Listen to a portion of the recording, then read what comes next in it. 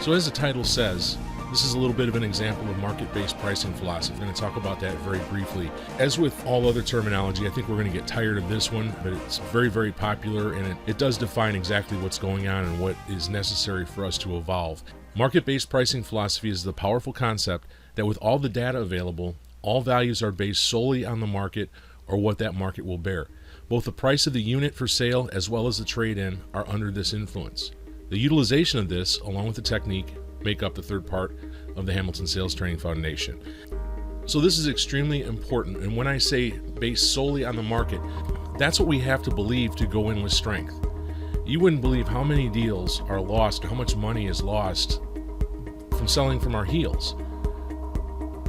It's amazing, really, when you think about it, but we have to go in from strength. So the whole idea that the market sets the pricing and the values takes all the magic out of it. It takes the shell game out of it. So let's move on to another term.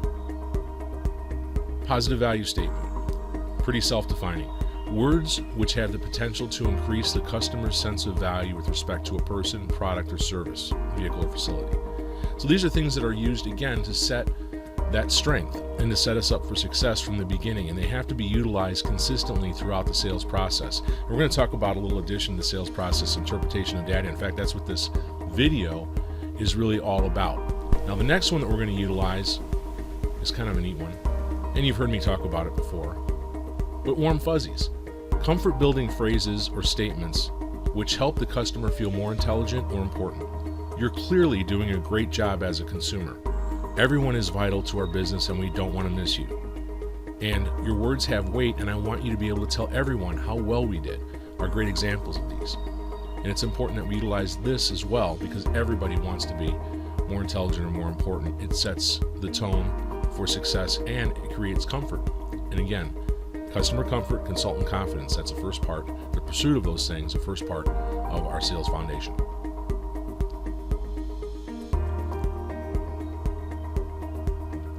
So a story begins with an experienced sales consultant who's been around quite a while, and it was beginning to pick up some of the ideas of market-based pricing, but he was still used to some of the traditional.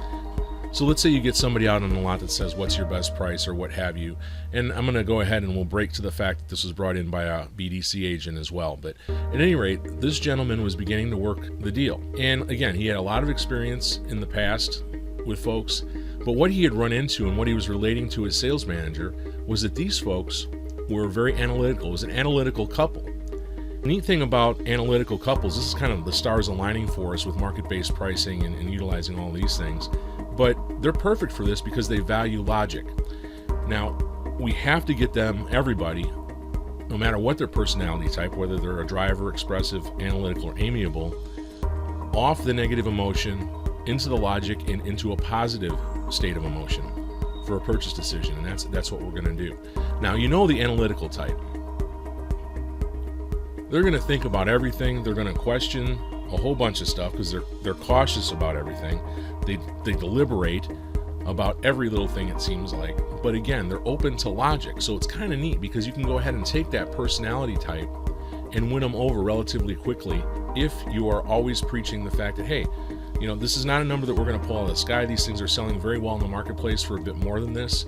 And this is why market-based pricing is the way of the future. And this is why it makes it so easy for us. You have all the data available for you. Now it's about interpretation of data. Now, the interesting thing is, it was brought in, again, by a BDC agent. Now, that is not necessarily my area of expertise, but here's what's cool. And there are a lot of people that do a great job with BDC and internet sales and that type of thing. Sean Welsh and CarBiz Done Better. Wonderful, wonderful stuff. But what's really cool about what I teach is that it works everywhere. It works on the phone, it works on the internet, through email, text, in person, everything. So let's say, and again, I know this isn't BDC's job necessarily, but this particular BDC agent did a great job with it, just simply asked for the appointment and it worked out. But let's just say you get a phone call. I know I never asked this, but what's your best price? Now, instead of saying something like a sales consultant might say, what do you want to pay? Or let me go to my manager, or what have you, they come back with a statement of strength. We price all of our vehicles based on market. With the research you have done, what are your expectations? In other words, you're going to put it right back on the customer.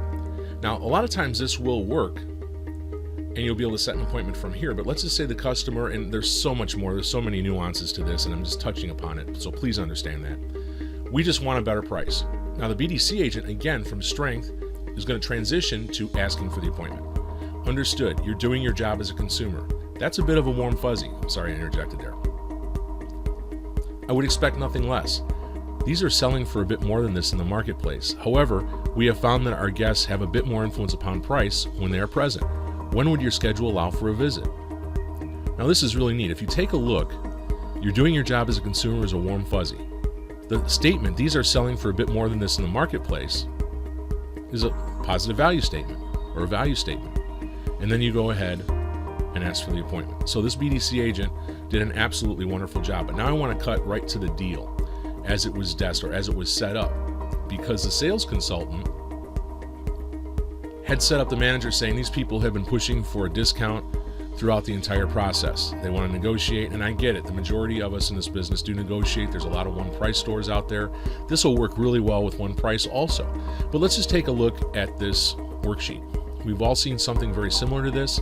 This is a 16 Honda Civic LX with 39,000 miles on it. The sale price is $14,999 plus tax, title, license, and a dock fee.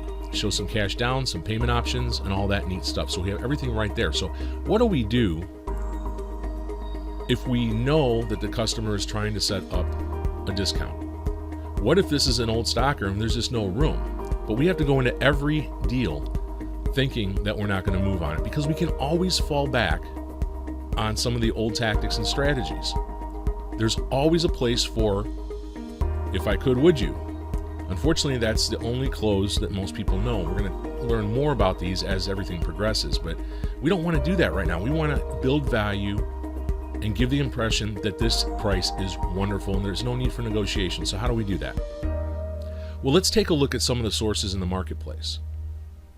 Here's a Carfax. It's interesting what Carfax has done. But on this particular unit, there's no accidents, there's no damage reported, and it's a one owner. This is a prime piece of inventory, and it should bring the money. And everybody that knows me knows that I am a proponent of people paying the money. I think people should pay the money for quality. I think we should get paid on it. That being said, to move a unit, we can always be flexible, correct? We can always revert back to what we've done so well over the last few decades. But let's try to do this from strength. So what do? We print this out, and now we have a prime piece of merchandise we can show the customer. Now what happens when you take a look at Kelley Blue Book? Now I know a lot of you say, well, I use Kelley Blue Book all the time for trade-ins and for pricing. Well, let's take a closer look and dive a little bit deeper into it. You have that gauge on the right, and this, by the way, is average miles. I think it was 39, I think 50 something might be the average miles on this vehicle, and we're at $14,999, so it's right there for the fair purchase price. A typical listing for a CPO is $15,278, so we're below that. Here's the neat thing though, this isn't a typical car. Now, if you were to have a vehicle that had multiple owners, damage, multiple accidents, no service recorded, you would start to roll down to the left side of this gauge. In other words, that car might be selling for $12,900, $13,900, who knows? But this is not that car, and we have to go in again with strength. This car should be on the right side of the gauge, even higher than the typical listing price, because it is lower miles, there is no evidence of damage, no accidents reported, and it's one owner. So I think you see where I'm going with this. And this is absolutely wonderful, building value. Now, interesting to note, I did run this with just the average miles. If we actually adjust for miles in Kelley Blue Book, here's what happens. Now our typical is 16,039. So the sales consultant went in with all this evidence. Now this has been a very effective over the internet as well, in the form of a scanned PDF. When you line it up with the Carfax first, the Kelley Blue Book, and maybe a short explanation of how it's read. I have seen personally, and I have heard of many successes doing it exactly that way, where the customer will say, okay, that makes sense. This is not this vehicle. Well, why are there other vehicles priced for less in the marketplace? But here's a really great counter to that. All the reasons another facility would sell a vehicle like this for less have already been addressed by us. Whether it be cosmetic or mechanical or both, they're there. So you have to, again, sell from strength, counter the customer on a consistent basis, and utilize all the data available to you and help them interpret that data. Now, of course, this is just for used cars, but I guarantee you, if you do this every single time, and I know it's time consuming, but if you just utilize this tiny little tactic, every single time utilize all of the counters, all the word tracks that are taught in Beyond the Walk Around and some of the other material, I guarantee you, you're going to close more deals and make more money. And that's exactly what we're here to do. But this is an evolution of the process. Utilize the information that we have available to us. So if you need any more information, please contact me, rob@hamiltonsalestraining.com, or give me a call, 815-988-1297.